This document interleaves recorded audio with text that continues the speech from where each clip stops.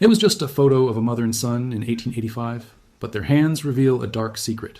The photograph arrived at the Historical Preservation Society in Richmond, Virginia, on a humid Tuesday morning in March. Sarah Mitchell, a curator specializing in post-Civil War American photography, carefully removed the cardboard frame from the manila envelope. The image showed a black woman, perhaps in her 40s, seated in an ornate studio chair with her hand resting on the shoulder of a young boy standing beside her. Both subjects wore their finest clothes. She in a dark dress with a white collar, he in a pressed suit that looked slightly too large for his thin frame. Sarah had seen hundreds of such photographs from the 1880s. Studio portraits were becoming more accessible to formerly enslaved people during Reconstruction, and families treasured these images as symbols of their hard-won freedom. Yet something about this particular photograph held her attention longer than usual. The woman's eyes carried a weight that seemed to reach across nearly 140 years. The boy, who couldn't have been more than 10 years old, stood with a rigid formality that suggested he'd been coached on how to remain perfectly still. The envelope had come from an estate sale in Charleston. A handwritten note tucked inside read, "My great-great-grandmother Clara and her son Thomas, taken 1885, Richmond." The only photograph we have of her. The sender, a woman named Patricia Coleman, had included her phone number and a request that the society help preserve and document the image. Sarah placed the photograph under her desk lamp, adjusting the angle to catch the light. The studio backdrop showed a painted garden scene, common for the era. The photographer had captured remarkable detail: the texture of the fabric, the slight blur of the boy's left hand where he'd moved during the long exposure, the careful arrangement of Clara's skirts, professional work, probably from one of Richmond's better studios that had begun serving black clientele after the war. She reached for a magnifying glass, a habit born from years of examining historical photographs for authenticating details. Photographers of that era often left subtle signatures in their work, specific props, backdrop styles, even the way they positioned their subjects' hands. As Sarah moved the lens slowly across the image, studying the composition, she paused over Clara's hands. The right hand rested on Thomas's shoulder, but it was the left hand, folded in her lap, that caught Sarah's attention. Even in the sepia tones of the aging photograph, she could see something unusual. The skin on Clara's wrists appeared different, textured, marked. Sarah leaned closer, her breath catching slightly as she adjusted the magnification. Around both wrists were unmistakable lines, bands of scarred tissue that stood out even in the soft focus of 19th century photography. Sarah sat back in her chair, her heart beating faster. She had seen similar markings before in documented photographs of formerly enslaved people. These weren't ordinary scars. They were the permanent evidence of shackles, worn for so long that they had left their mark forever on human skin. Sarah spent the rest of that morning photographing the image with high-resolution equipment, creating digital files that would allow her to examine every millimeter of the picture without risking damage to the fragile original. The photograph was in remarkably good condition for its age. Someone in the Coleman family had cared for it well over the generations. As the files loaded onto her computer screen, she zoomed in on Clara's wrists, and the evidence became even clearer. The scarring formed distinct bands, approximately 2 inches wide on each wrist. The tissue appeared raised, discolored, permanent. In the magnified image, Sarah could see how Clara had positioned her hands deliberately, perhaps trying to hide the marks with the folds of her dress. But the photographer's lighting had caught them anyway, preserving evidence that Clara herself might have preferred to conceal. Sarah pulled up her database of Civil War-era records and began searching for documentation. The year 1885 was 20 years after the Emancipation Proclamation, 17 years after the ratification of the 14th Amendment. Many formerly enslaved people were building new lives, establishing families, working paid jobs, exercising their right to vote. Yet the physical and psychological scars of bondage persisted. These marks on Clara's wrists told a story that transcended the formal portrait's surface. She called Patricia Coleman that afternoon. The phone rang 4 times before a woman's voice answered, slightly breathless. "Hello? Mrs. Coleman? This is Sarah Mitchell from the Historical Preservation Society in Richmond. I'm calling about the photograph you sent us." "Oh, yes. Thank you so much for calling back. I wasn't sure anyone would be interested in an old family photo, but it's the only image we have of Clara, and I thought maybe you could help us learn more about her life." Sarah chose her words carefully. "Mrs. Coleman, I'm very glad you sent this to us. The photograph is historically significant, and we'd like to include it in our collection with your permission. But I need to ask you some questions. What do you know about Clara's life before this photograph was taken?" There was a pause on the other end of the line. "Not much, honestly. Family stories say she was born enslaved somewhere in South Carolina. She came to Richmond sometime after the war ended. She worked as a seamstress, raised Thomas on her own. He was my great-grandfather. But Clara herself rarely talked about her past, according to what Thomas told his children. Do you know where in South Carolina she might have come from? What plantation? What family might have held her?" No specific names were ever passed down. Thomas said his mother wanted to leave all of that behind. She told him once that the past was meant to stay buried, that they should look forward, not back. Sarah understood that impulse. Many survivors of slavery had made the same choice, trying to protect their children from the horror of what they'd endured. But sometimes the past refused to stay buried. Sometimes it left marks that couldn't be hidden. evidence that demanded acknowledgement. Mrs. Coleman, when I examined the photograph closely, I noticed something important. Clara's wrists show significant scarring, consistent with prolonged physical restraint. These are marks that many enslaved people carried. I believe this photograph may document not just Clara's freedom, but also the permanent evidence of her bondage. The silence on the phone lasted longer this time. When Patricia finally spoke, her voice was thick with emotion. She never told them. Thomas never knew. All these years, this photograph has been in our family, and none of us saw it. None of us knew what we were looking at. Sarah spent the next week immersed in research. The Historical Preservation Society's archives contained extensive records from the Civil War and Reconstruction periods, including slave narratives, plantation records, bills of sale, and manumission papers. She began with South Carolina, knowing that Clara had come from somewhere in that state. The research was painstaking and often heartbreaking. Plantation ledgers recorded human beings as property, listed alongside livestock and equipment. Names were frequently incomplete. Enslaved people were often identified only by first names, sometimes just by age and gender. Clara was a common name in the records, appearing dozens of times across different counties. Sarah contacted colleagues at universities and historical societies throughout South Carolina. She sent them the high-resolution images of the photograph, asking if anyone recognized details that might indicate a specific region or photographer. Victorian-era studio photography had regional variations. Certain backdrop styles, props, and lighting techniques were associated with particular photographers or cities. A response came from Dr. Marcus Webb, a professor of African American history at the College of Charleston. He had studied Reconstruction-era photography extensively and recognized elements in Clara's portrait that suggested the work of Jonathan Blake, a Richmond photographer who had operated a studio on Broad Street from 1880 to 1895. Blake had been unusual for his time, a white photographer who actively solicited black clients and treated them with dignity, creating formal portraits that rivaled those made for wealthy white families. If this is Blake's work, Doctor, Webb wrote in his email, then we can narrow down the location and possibly find studio records. Blake kept meticulous logs of his clients. If Clara sat for this portrait, there might be a record of it. Sarah felt a surge of hope. She contacted the Virginia Historical Society, which held Blake's surviving papers. Within 2 days, she was sitting in their reading room with 3 leather-bound ledgers spread before her. Blake's handwriting was precise and careful. He had recorded not just names and dates, but often brief notes about his subjects.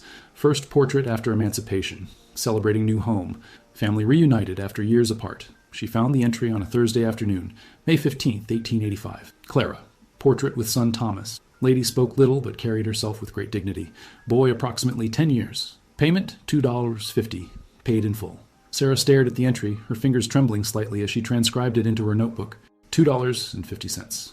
A significant sum for someone working as a seamstress in 1885. Clara had saved money and made a choice to have this portrait made, to leave evidence that she and her son existed, that they were free, that they were a family. The decision to sit for this photograph had been deliberate, meaningful. But Blake's notes said nothing about the scars, nothing about Clara's past. Sarah needed to dig deeper. The breakthrough came from an unexpected source. Sarah had posted queries on several genealogy forums used by researchers tracking African American family histories. These communities were invaluable resources, filled with people who had spent years tracing ancestors through fragmentary records, oral histories, and DNA analysis.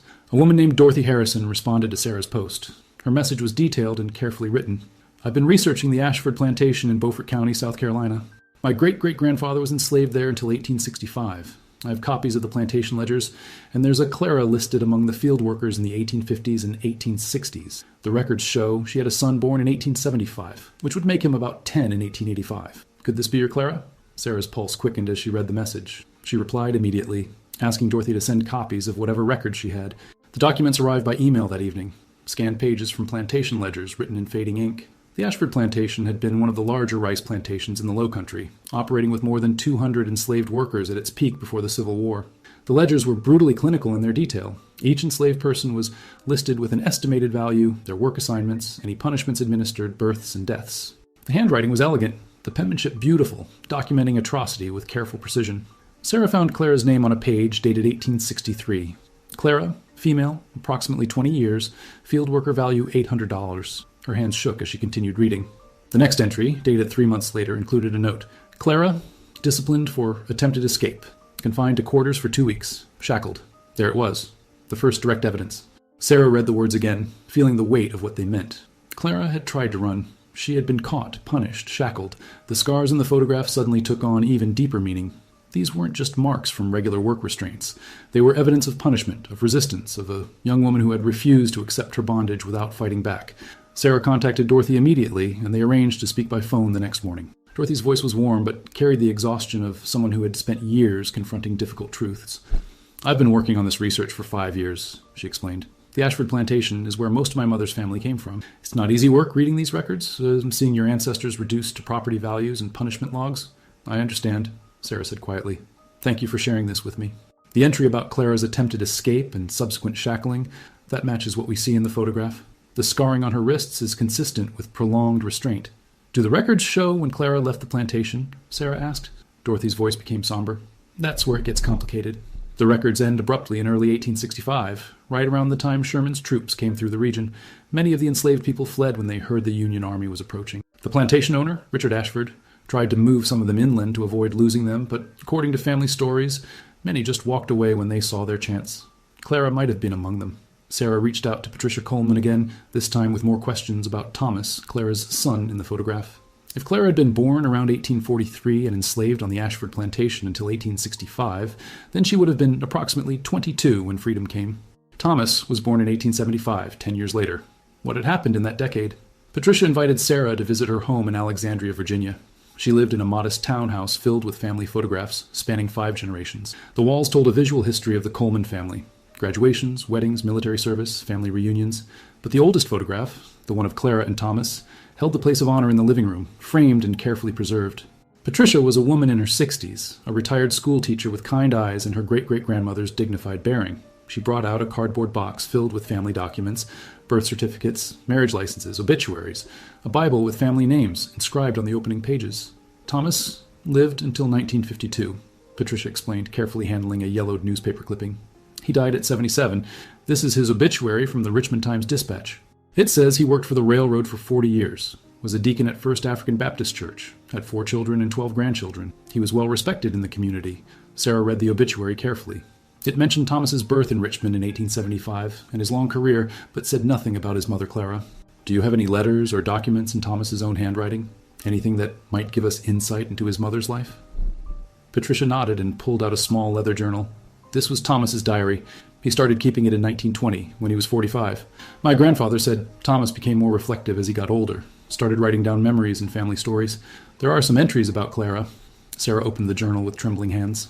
The pages were brittle, the ink faded, but still legible. Thomas's handwriting was careful and deliberate, the penmanship of someone who had received a good education but had practiced writing late in life. She found the first entry about Clara, dated September 1923. "Mother would have been 80 this year if she were still with us. I find myself thinking more about her lately, wondering about the stories she never told me. She passed when I was only 30, and I regret now that I never pressed her to speak of her life before I was born.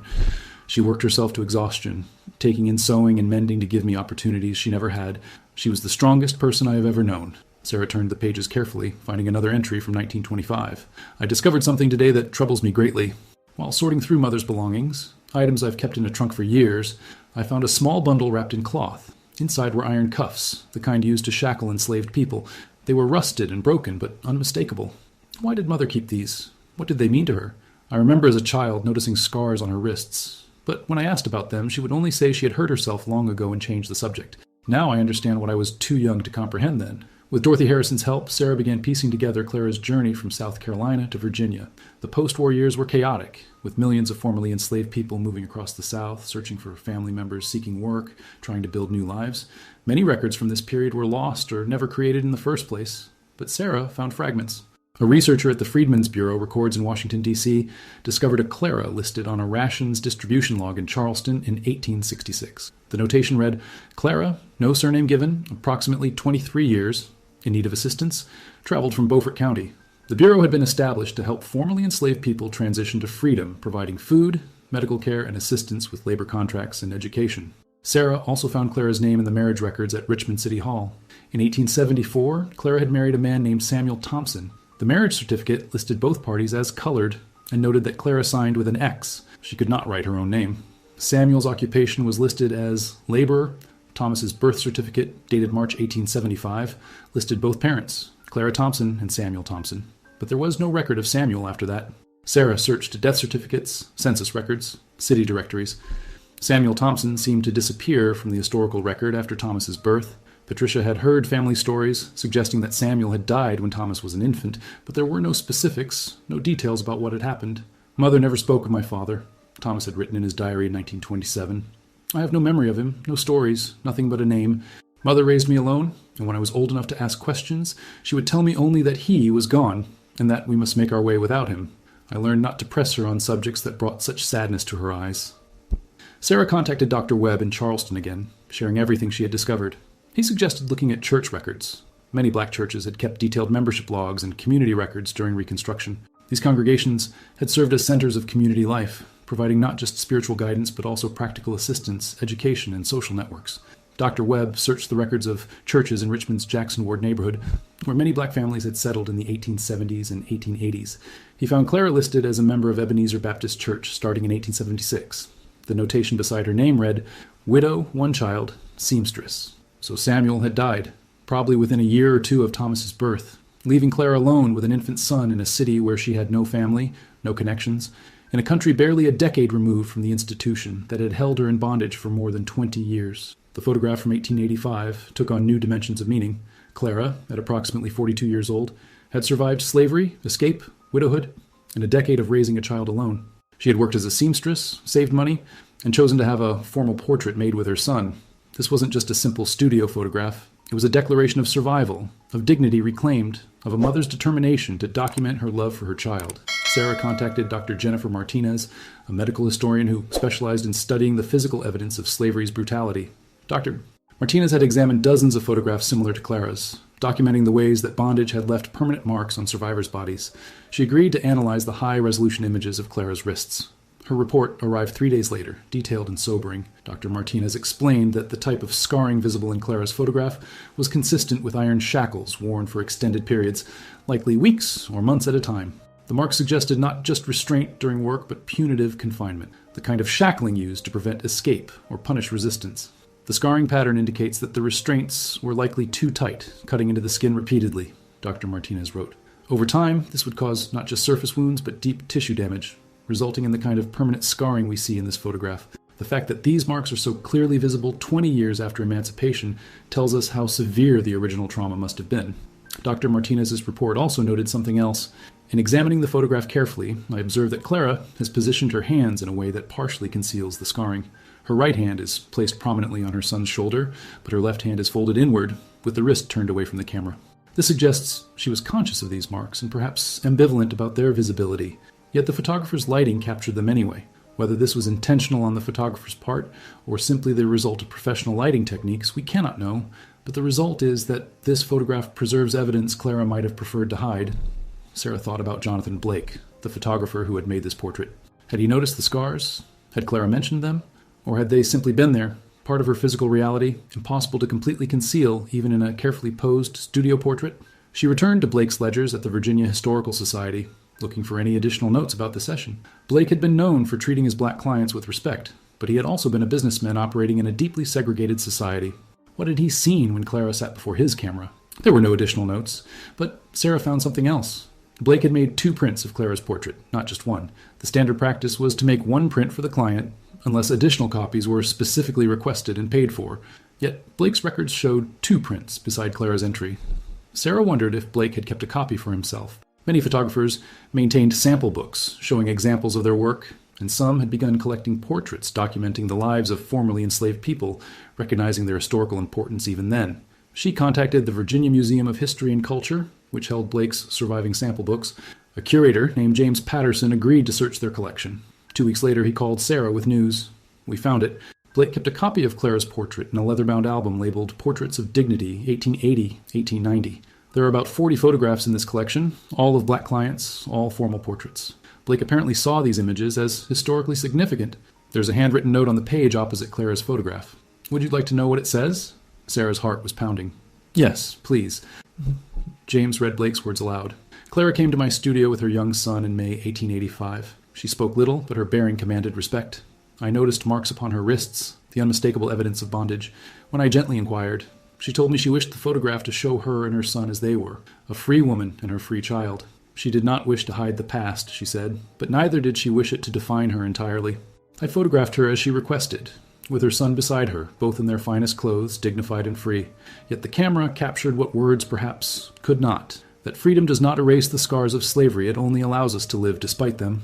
Sarah's research into Thomas's life revealed how Clara had invested everything in her son's future. Despite her limited income as a seamstress, Clara had enrolled Thomas in the Richmond-colored normal school, one of the first institutions dedicated to educating black children in Virginia after the war. The school's surviving records showed Thomas's attendance from 1883 to 1889 from age 8 to 14.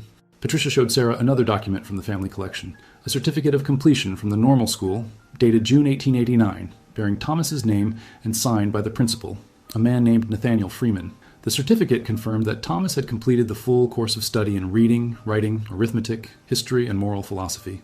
Mother believed education was everything, Thomas had written in his diary in 1928. She would take in extra work, sewing late into the night by lamplight, to ensure I could attend school rather than work. Other boys my age were apprenticed to trades or working in tobacco warehouses, but Mother insisted I must learn to read and write. That knowledge was the only inheritance she could give me that could never be taken away. Sarah found enrollment records showing that the school's tuition had been $3 per term, with 3 terms per year. For a widowed seamstress supporting herself and a child, $9 annually for education would have been a significant sacrifice. Yet Clara had paid it year after year, ensuring Thomas received opportunities that slavery had denied her. The records also showed something else. In 1887, when Thomas was 12, Clara herself had enrolled in the school's evening program for adult literacy. The notation in the ledger was brief. Clara Thompson, age 44, wishes to learn to write her name and read the Bible. Patricia hadn't known this detail. She stared at the record with tears in her eyes. She learned to read. After everything she had endured, after years of slavery when teaching enslaved people to read was illegal, she went to school with her own son. She was in her 40s, and she decided it wasn't too late. Sarah discovered attendance records showing that Clara had attended the adult literacy program for 2 terms before her name disappeared from the rolls. There was no notation explaining why she stopped. Perhaps the demands of work made it impossible to continue. Perhaps learning to read proved too difficult after a lifetime without formal education. Or perhaps, as Thomas had suggested in his diary, Clara had already learned what she most wanted to know. I remember the evening Mother read from the Bible for the first time, Thomas had written in 1930. I was about 14 years old. We were sitting at our small table after dinner, and Mother pulled out the family Bible she had purchased years before. She opened it to the Gospel of Luke and slowly, carefully, read aloud the words of the Magnificat. "He has brought down the powerful from their thrones and lifted up the lowly." Her voice shook with emotion, and when she finished, she closed the book and sat in silence for a long time. Then she looked at me and said, "Now I know what these words mean. Now I can read them for myself." That was the only time I ever saw Mother cry. As Sarah continued her research, the portrait of Clara and Thomas began to circulate within academic and historical communities. Dr. Webb published an article about the photograph in the Journal of Southern History, analyzing it as evidence of how formerly enslaved people had used photography to assert their dignity and document their freedom.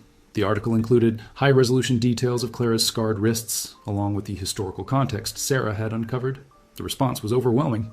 Descendants of other formerly enslaved people reached out, sharing their own family photographs and asking for help, researching the stories behind them. Historians recognized that Clara's portrait was part of a larger visual archive, documenting the transition from slavery to freedom, images that captured both the trauma of the past and the resilience of survivors. The Historical Preservation Society organized an exhibition titled Portraits of Freedom, Photography and Black Life in Reconstruction America. Clara's photograph was featured prominently, displayed alongside Jonathan Blake's handwritten note and excerpts from Thomas's diary. The exhibition also included historical context, maps showing the rice plantations of the South Carolina Lowcountry, documents from the Freedmen's Bureau, statistics on black education and economic progress during Reconstruction, and photographs of other formerly enslaved people who had left similar visual testimonies. Patricia Coleman attended the exhibition's opening in Richmond. She stood before her great-great-grandmother's portrait, now enlarged and expertly lit, Clara's scarred wrists clearly visible to all who looked. Visitors moved slowly through the gallery, reading the placards, studying the photographs, confronting the legacy of slavery and the determination of those who survived it. "I never knew," Patricia said quietly to Sarah as they stood together before the portrait. "All these years, this photograph hung in our family homes, passed down from generation to generation, and we never really saw what was there. We saw a nice portrait of ancestors dressed in their finest clothes. We didn't see the scars. We didn't ask the hard questions about what Clara had endured." Sarah nodded. "Sometimes we see what we're ready to see. Your family preserved this photograph, honored Clara's memory, passed down her legacy. Now we're able to understand the full story, to recognize not just her dignity in this portrait, but her survival, her strength, her sacrifice." The exhibition included a timeline of Thomas's life, drawn from census records, city directories, and newspaper archives. After completing his education, Thomas had worked for the Chesapeake and Ohio Railway for 40 years, rising from track maintenance to a supervisory position. He had married a woman named Ruth in 1898, and they had 4 children. He had been active in his church, serving as a deacon and Sunday school teacher. He had lived to see his grandchildren attend integrated schools after Brown v. Board of Education, though he died before the Civil Rights Act passed in 1964. He built a good life, Patricia said, because of what Clara sacrificed to give him that education, those opportunities. The legacy wasn't just the photograph. It was everything she did to make sure he could have a future she never had. 6 months after the exhibition opened, Sarah received an unexpected email from a woman named Catherine Ashford in Charleston. The name made Sarah pause. Ashford, the same surname as the plantation owner who had enslaved Clara. She opened the message cautiously. "Dear Dr. Mitchell," the email began, "I'm writing regarding your research on the woman named Clara who was enslaved on my family's plantation in Beaufort County. I am the great-great-granddaughter of Richard Ashford. I have recently discovered documents in my family's estate that I believe may be relevant to your work, and I would like to share them with you. I recognize that my family's history is difficult and painful, but I believe the truth should be known." Sarah called Catherine that evening. The woman's voice was measured, educated, carrying the accent of old Charleston families. "I found a trunk in my grandmother's attic," Catherine explained. "It contained plantation ledgers, correspondence, and personal papers belonging to Richard Ashford. Most of it is painful to read. The casual documentation of buying and selling human beings, the punishment logs, the complete absence of recognition that enslaved people were human beings, with families and feelings. But there are also documents that I think you should see." She sent scanned copies of letters Richard Ashford had written to his brother in 1863, complaining about disruptions caused by troublesome slaves attempting to escape. One letter specifically mentioned Clara. "The woman Clara, who has worked in the fields since childhood, attempted to flee last week. She was captured 3 miles from the property and has been confined in shackles as an example to the others. These people do not understand the beneficence we show them, providing food and shelter. They are ungrateful and require firm discipline." Sarah felt sick reading the words, even though she had seen similar language in countless historical documents. The letter confirmed what the plantation ledgers had indicated. Clara had been shackled as punishment for trying to claim her freedom 2 years before emancipation would make that freedom legal. But Catherine had found something else. A letter, dated April 1865, written hastily in different handwriting. "The Yankees have come. The slaves have all fled. The property is destroyed. We have lost everything." It was signed by Richard Ashford's wife, Margaret.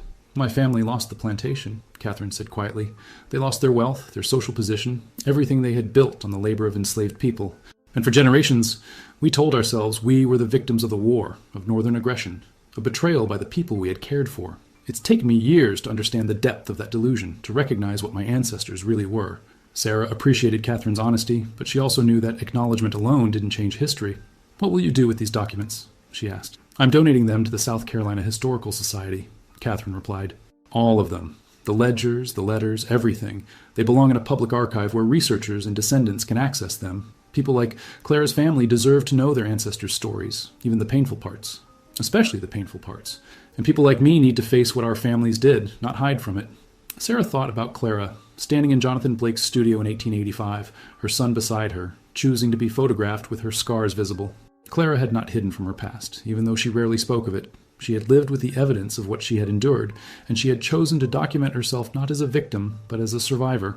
A free woman, a mother, a person who had claimed dignity despite everything that had tried to strip it from her. The exhibition remained open for 6 months, drawing thousands of visitors. Educators brought school groups to view the photographs and discuss the legacy of slavery. Descendants of enslaved people came to honor the resilience of their ancestors. The portrait of Clara and Thomas became one of the most discussed historical photographs of the year, featured in documentaries, textbooks, and museum collections across the country. Patricia Coleman donated the original photograph to the Historical Preservation Society, ensuring it would be preserved and accessible to future generations. She kept a high-quality reproduction in her home, but she wanted the original to serve a larger purpose. On the day she signed the donation papers, Patricia stood with Sarah in the conservation lab, where Clara's portrait would be stored in a climate-controlled vault protected from light and decay. "She wanted us to see her," Patricia said softly, looking at her great-great-grandmother's face.